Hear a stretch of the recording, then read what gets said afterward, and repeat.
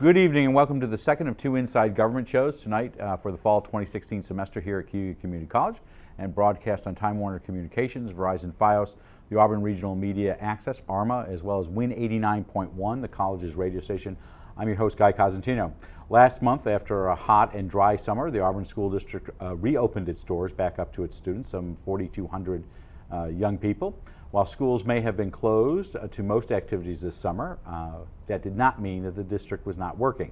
This summer they started the discussions for their 2017-18 budget in August, just a little over a month after their 2016-17 budget started. They have also been working on upgrades to their facilities, planning for renovations over next door at Holland Stadium, and other funding opportunities, including passing a $3.5 million Smart Schools plan for the district. To discuss all this and more is Auburn Superintendent of Schools, Jeff PIROZZOLO, who recently completed his first year in the job as superintendent, to give us a district update. Welcome back to Inside Government. Thank you for having me, Guy. It's great to have you here. Students have been in classes for a little over, just about 2 months. How the new year kick off? You know what? It kicked off great. I can't believe we're 2 months in already.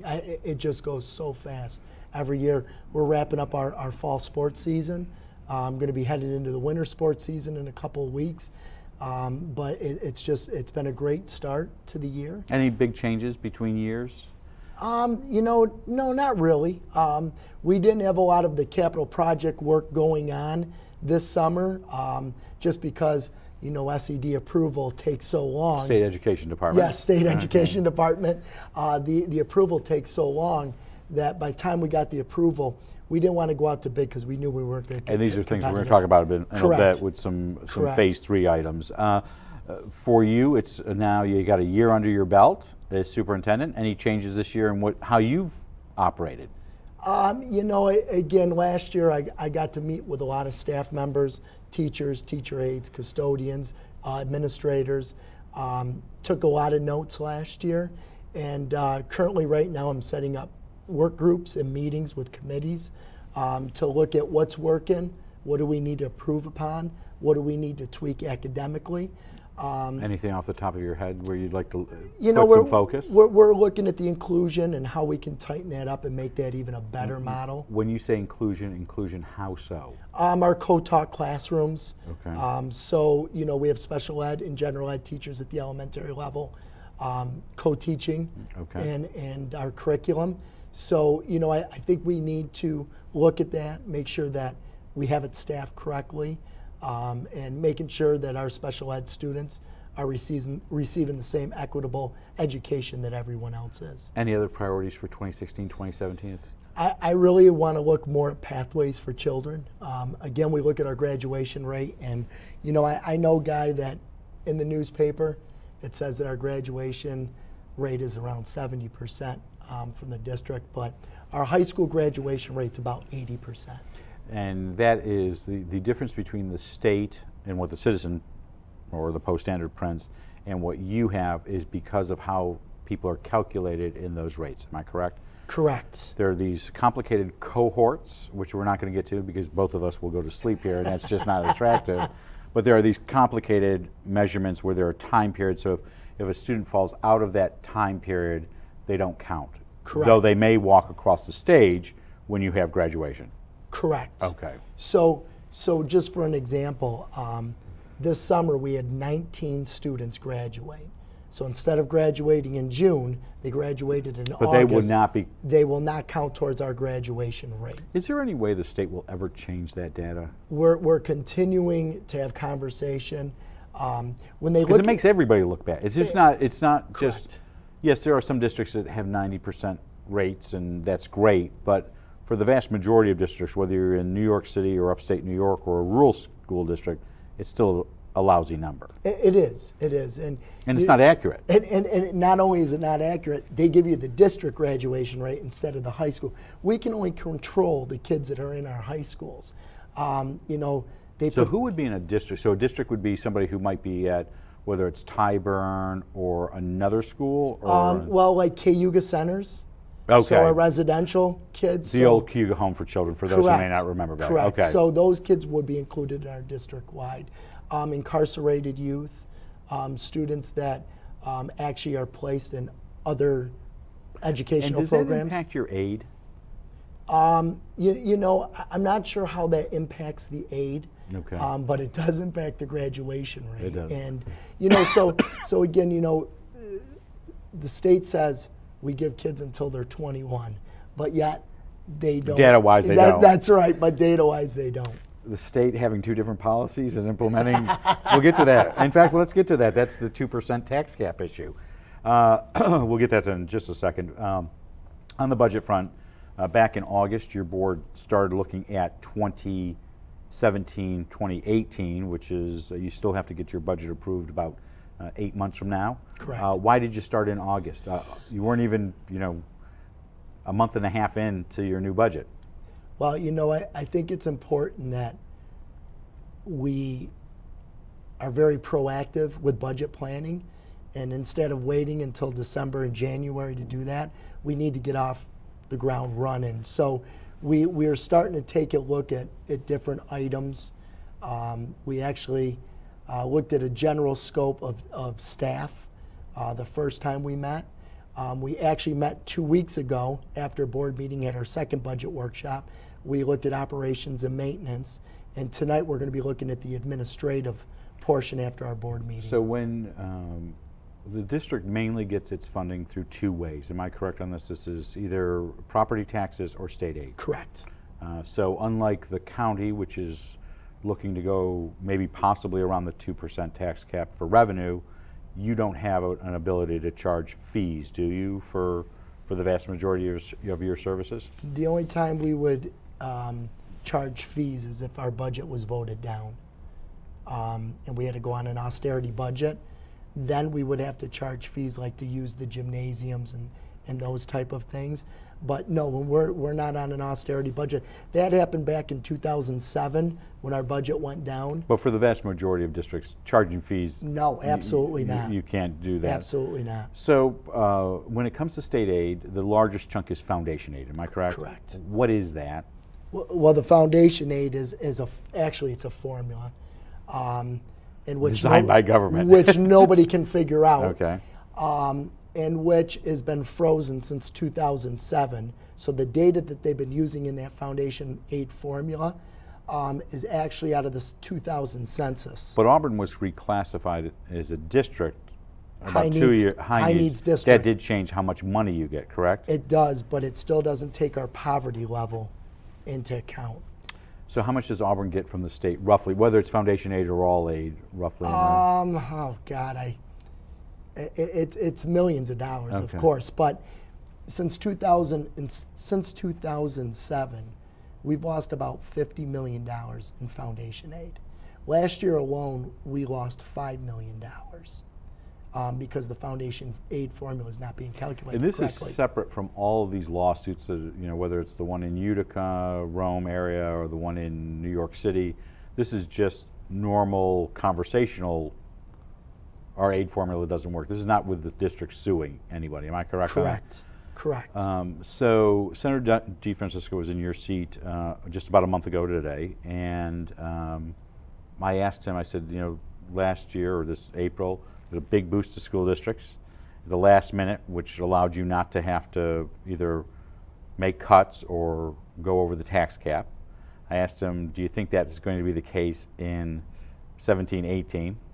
That look on your face tells me you agree. He said no. Absolutely not. So, if not, what does that mean for a district like Auburn? Because you have labor agreements that are in place. Am I correct on that? Oh, absolutely. Okay. So what does it mean for Auburn if you do not get as large a chunk, and I think it was it over $1 million of new money that was added at the last possible minute? Am I correct on that? Not for Auburn, with okay. the complete elimination of the gap elimination, the GEA. Right. It brought in an extra $240,000. 200, okay. But overall foundation aid did go up, or not foundation, overall aid went up overall from the state, didn't it? It did, yeah, Okay. it did. Again, it didn't have a huge impact on Auburn because we're really relying on the foundation aid. So what does this mean if you don't get an increase, because money's tight, as they would say at my home table? Yeah. What happens to a district like Auburn? What do you look at? Again, we got to look at cuts. So you're looking at either overriding the tax cap or cutting, and am I assuming cuts means programs and personnel? I try to stay away from those two. I look Well, more where else is it? well, supplies, equipment, operation and maintenance equipment. We've cut that out of the budget quite a bit for the last couple of years. I try to stay away from the cuts of people. But what we do is, as teachers retire, we sometimes don't fill those positions. So what are your worries going into 17-18? And And we'll have you back a couple more times to talk about this, but 8 months out, what are your worries? Projected right now, we're going to have about a $1.9 million deficit. Is that similar to what you've had in the past? It is. Okay. It is. Last year we were a little bit over $2 million. Do you have a fund balance that you can tap into? We do, but again, that's awful dangerous to do because How large is your fund balance roughly? just under 4%. Okay. where the state minimum is. Which is how much? I'm sorry. Well, 4% of our $72 million. Okay. So $74 million. So you're right not now. talking less than $3 million. Correct. Okay. Correct. So it's not a huge amount. So the other way is to go over this tax cap. Yeah. So they say 2%, but it's not. It's the rate of inflation or 2%, whichever is lower. Correct. So last year, Auburn had a really low number because inflation. Good news for you and I as we go to the pump or buy groceries is great, but if you're running the district, not so great. Correct. Do you have what your new number will be? Will you be well below 2% for 17-18? So last year we were at 0.16. Okay. This year, just doing rough calculations, maybe 0.12 or lower. So even lower. It's going to be lower. Okay.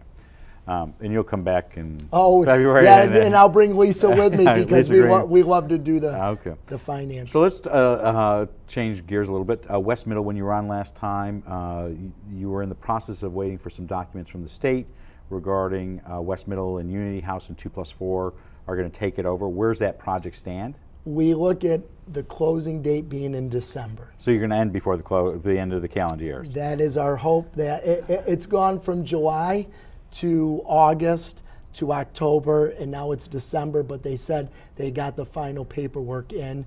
So if it's late, it's the lawyers. Yeah. So we're looking at December finally. Is the district using the building for anything right now? No, currently we are not. Let me take that back. We do allow some trainings in there. The police department, the fire department do use it for some trainings, but besides that, nothing else. And what do they plan to do? What does 2+4 and Unity House plan to do with the project, with the building? They're going to do housing, low-income housing, not subsidized housing, but low income. They have strict guidelines that they're going to be following. They're going to, look at people that are making between $15,000 and $30,000 a year, and providing housing. They're going to have 1-bedroom and 2-bedroom apartments in there. So the money that they're paying for, that will retire bonds? Yes, it will. So the bond that we actually sold the building for $1,060,000. By December, I think we're going to owe just under $1 million on that. And that'll be paid for over several years by the district. Okay. Yes. But you needed to get out of the building because your you still had fixed costs there. Oh, absolutely. Just and utilities alone, and trying to maintain it, broken pipes, and so it was deteriorating. So it was a perfect time to sell. You've also gone through in the last couple months this $3.5 million Smart Schools plan. I'm assuming this is money from the Bond Act from 2 years ago? Correct. So what will you be doing with the money? So right now we're in the very final approval state piece for the state. So once no money's arrived yet. No money's arrived. Did you see the mayor and the manager? They just said their $600,000 2 years from last year hasn't arrived yet either. Well, so, what's great is that we didn't want to be the guinea pigs in this process, so we sat back. I wanted to watch and see how other school districts were doing. But your expectation is to get 3.5. Oh yeah, absolutely. And is there any local share to what you're doing? No. Okay. No. So the pieces is we get reimbursed within 60 days. So Wi-Fi for all your schools. So we're going to do Wi-Fi inside and outside of our buildings for all of our schools. Okay. So that means if you come to Howland Stadium, you want to watch a football game and listen to the podcast, you can do that on our Wi-Fi. And who over the long term, because once you set that up, there are some operating costs in the long term, and this goes for everything. Who does that maintenance, and is that on the district after a certain time period? Correct. And do you have an idea of costs at that stage yet? No, I don't, but what we're trying to do is we're trying to get into the recycling phase so that we can continue, because after we run wireless, we are going to use Eno boards, smart boards. No idea what you're talking about. Maybe these guys do, gals, but I have no idea. They're just smart boards that are going to be in all of our classrooms. No, but I'm saying somebody's got to pay, whether it's Time Warner or Verizon Fios or somebody. Do you have to pay for those services? Oh yes, absolutely. And that's part of that will just be part of the annual maintenance in your budget. Correct. Not state aid. Correct. Okay. Correct. So unless we can run that through BOCES. Okay. So well, that's a possibility. So is that a possibility? Yeah, absolutely it is. So you're buying desktops, laptops, iPads. What are you doing? What are you buying? So we're going to start with the smart boards, the Eno boards. So those are interactive boards that will be up instead of whiteboards and chalkboards. Okay. Those are in classrooms. They're right. They'll be in every single classroom in the district. And they are whiteboards too. You write on, but they're interactive. Okay. So they will have images up there. That's going to be one piece of it. The next piece is we do want to go one-to-one, meaning we want to get as many Chromebooks as we possibly can. Chromebooks are a little bit cheaper. And what are Chromebooks for? They're like a laptop. Okay.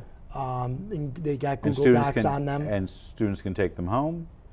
Yeah, we haven't quite worked that out, but yeah, our students that do not have access to a laptop at home, we're going to find a way for them to be able to bring those home.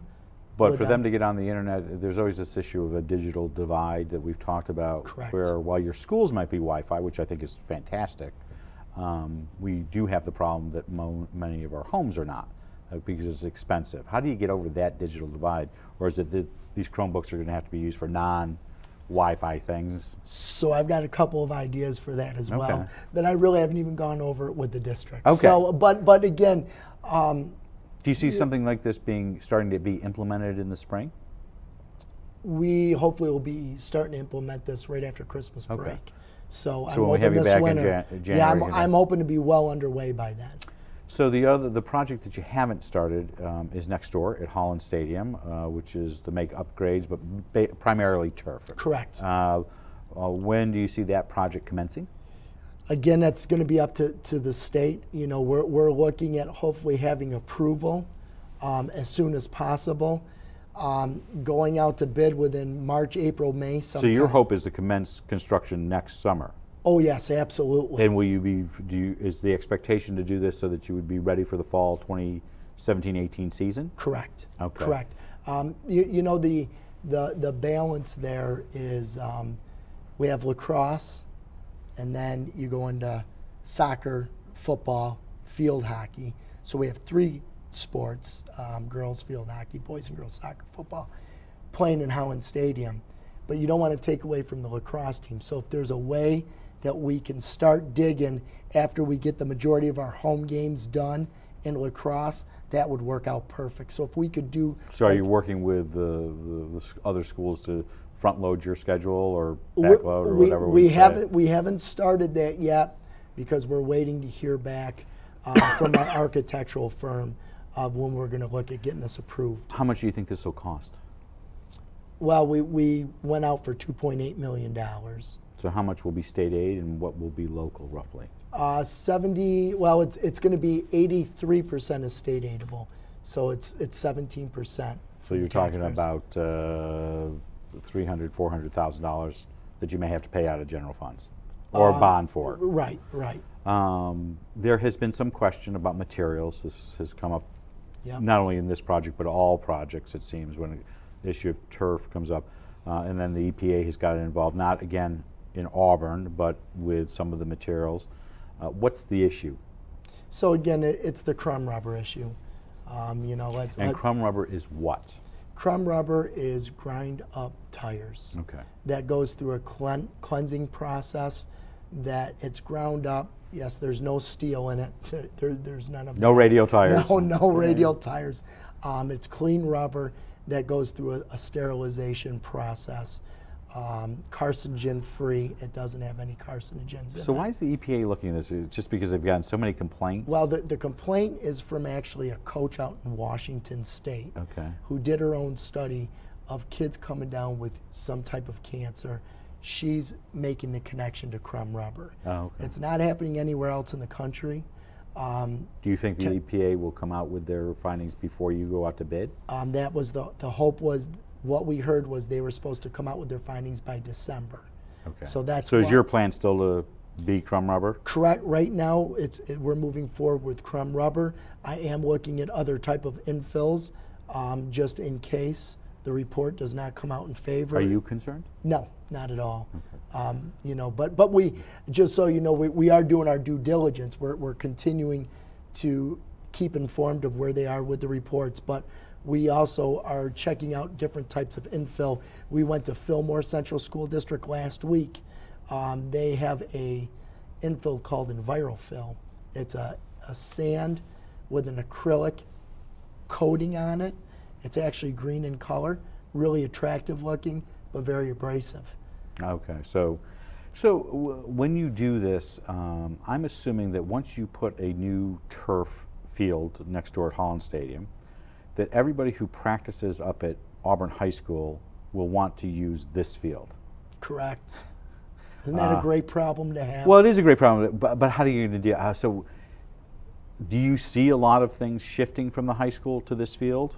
I see a lot of practices. What I see is teams stretching out and getting warmed up out in the grass and coming in and rotating the usage of the field. But you could be moving a lot of, so for example, there's the Lacey Field down, as you go down the second hump down, I think it's the Lacey Field, down towards the lake. That's lacrosse, isn't it? Yeah, they do everything there, yeah. I could see them say, well, why aren't we playing on? Right.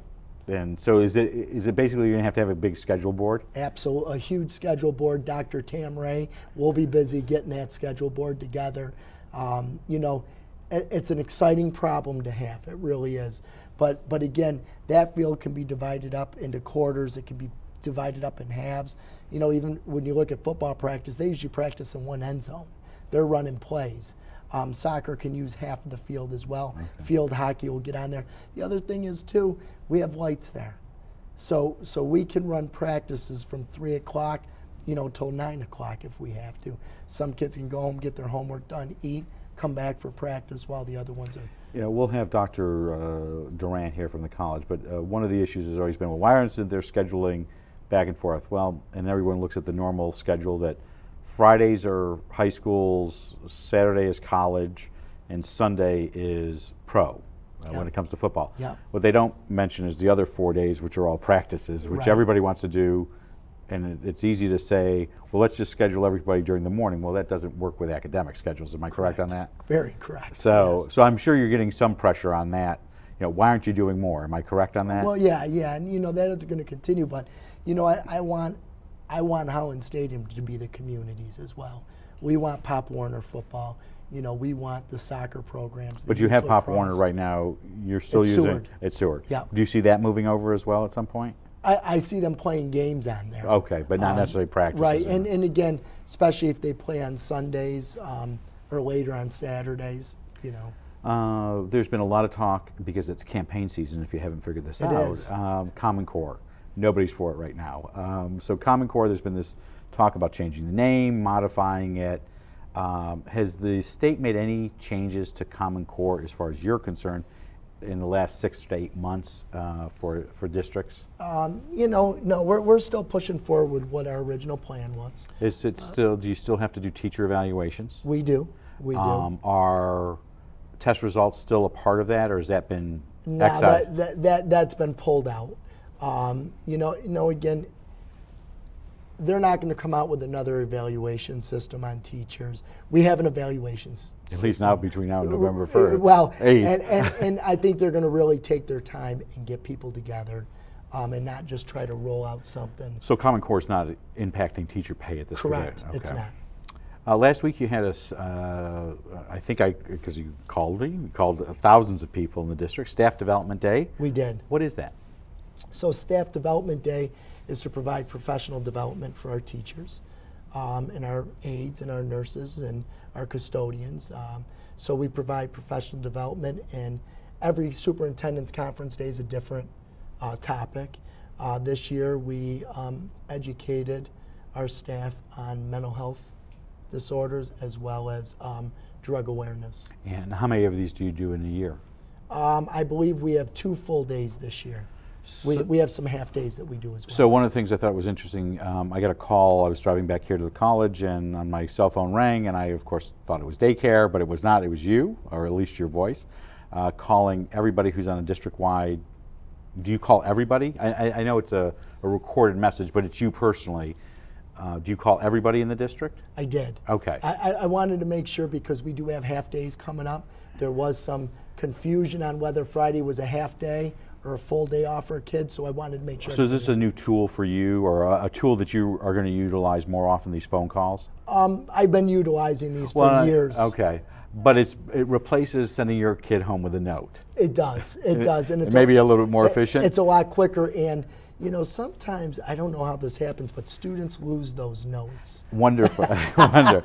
So last item, there's been a lot of talk about water, but I do know that you have been involved in looking at drinking fountains and sinks in the district for lead. Why?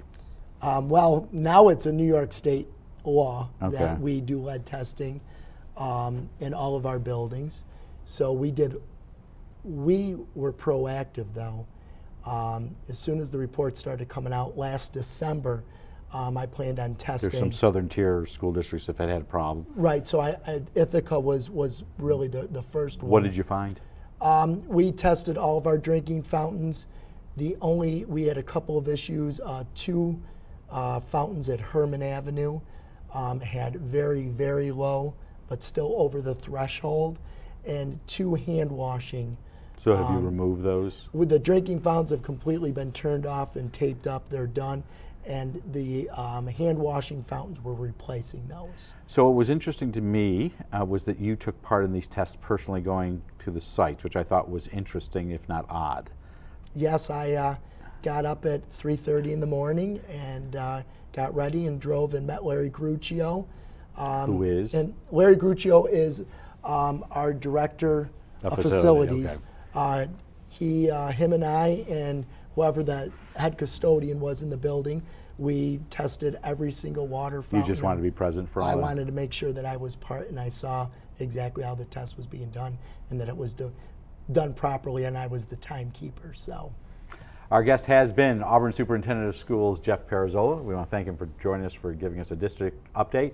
We will invite you back in February. We've got some candidates coming in the next couple of weeks, but I'm sure we would love to have you back in the spring. And I know just before budget time, you and Lisa Green will present the budget to voters. We will be back on Thursday with our second in a series of forums. This one for the 54th Senate District. This is the seat is being vacated by Michael F. Nozzolio, who has decided not to run for re-election. We will have in the studio Democratic Keenan Baldridge, Pam Helming, who is the Republican Conservative and Independent Party candidate, as well as Reform Party candidate Floyd Rayburn. They will all be in the studio. I'll moderate that forum, and Jeremy Boyer from the Citizen will be asking those questions. We'll close off our forums on Tuesday next week on November 1st with the 126th Assembly District Forum. That is a rematch between Assemblyman Gary D. Finch and challenger Diane Dwyer. They ran against each other 2 years ago. Before we go, though, we would like to let you know that you can send us your thoughts and questions for future guests on Inside Government or Beyond the Front Page. You can send your questions to cozguytho@aol.com or mail them to Inside Government, 141 Dunning Avenue, Auburn, New York, 13021. And as you may know from the previous show, we do ask those questions on television. I'm Guy Cosentino for QU Community College. We want to thank you for watching. We hope you have a good night and have a great tomorrow.